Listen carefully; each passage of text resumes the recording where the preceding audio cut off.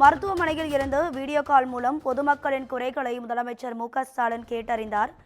உங்களுடன் ஸ்டாலின் திட்ட முகாமில் நடைபெற்று வரக்கூடிய நிலையில் பொதுமக்களுடன் அவர் கலந்துரையாடினார். இது தொடர்பான முக்கிய செய்தியை பார்த்து வருகிறோம்.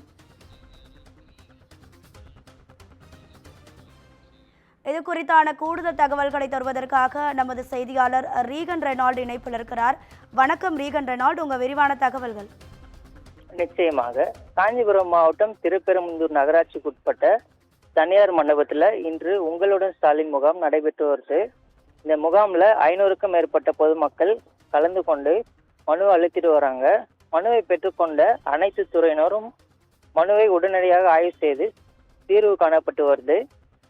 இந்த நிலையில முகாமை தலைமையேற்று நடத்திய காஞ்சிபுரம் மாவட்ட ஆட்சியர் கலைச்செல்வி மோகனை தமிழக முதல்வர் மு.க.ஸ்டாலின் அவர்கள் வீடியோ கால் மூலமாக தொடர்பு கொண்டு உங்களுடன் ஸ்டாலின் முகாம் எப்படி நடைபெறுகிறது, மக்களிடத்துல எப்படி வரவேற்பு இருக்கு, முகாமில் பெறப்படும் மனுக்களுக்கு தீர்வு காணப்படுகிறதா, ஏற்பாடு எப்படி செஞ்சிருக்காங்க என்பதை கேட்டறிந்தார்.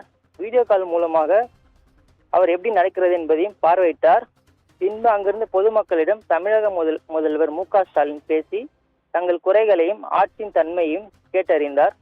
உங்களுடன் ஸ்டாலின் முகாம் மிகுந்த பயனுள்ளதாக இருப்பதாக பொதுமக்கள் வீடியோ கால் மூலம் முதலமைச்சருக்கு நன்றியை தெரிவித்தனர்.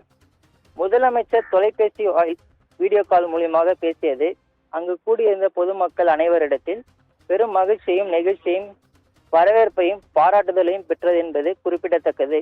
ராதிகா,